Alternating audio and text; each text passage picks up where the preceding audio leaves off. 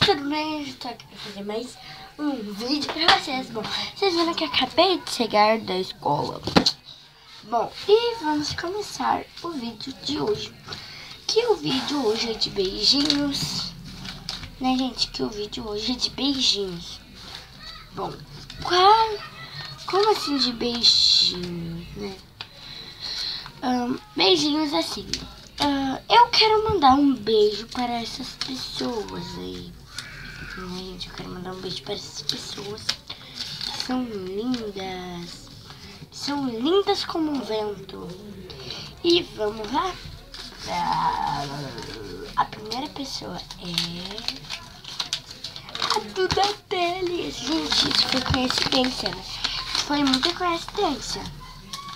Muita coincidência, porque eu já queria tirar ela pra mandar um beijo muito especial pra ela. Um beijo muito especial pra ela, porque ela sempre me diz vocês se inscreverem no meu canal. E se vocês querem ver o vídeo dela, só vai ter o nome ali embaixo.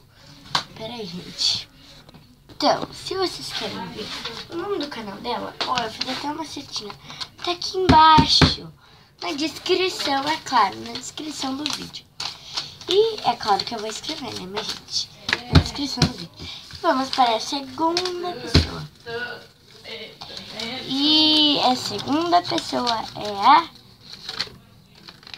a Júlia Silva. Júlia Silva. Eu não sei se vocês estão vendo esse vídeo, mas eu te adoro muito, Júlia. Tu é uma das minhas segundas que eu amo. Quer dizer, é a terceira que eu adoro. Bom, e a segunda é a terceira, né? É Bel para meninas. Bel. Bel! Eu te amo, tu e a Francine, sei lá. O nome da sua mãe, né? E a última pessoa, aquela foi a penúltima, é a última. É Manuela. Tu é a primeira menina que eu gosto, Manuela. Por favor, eu te amo. Então, um beijo lindo, trisante para todos vocês. Inscrevam-se no meu canal e vão lá na descrição se inscrever no canal da Manuela, da Duda Teles, Nuda. Peraí, Nuda. Também tem que abrir o da Júlia, né, gente? E Nuda. Duda Teles, como eu disse, Nuda Júlia Silva. Já vai aparecer. E da Delper. Meninas. Então, um beijo. Qual vídeo eu tô fazendo?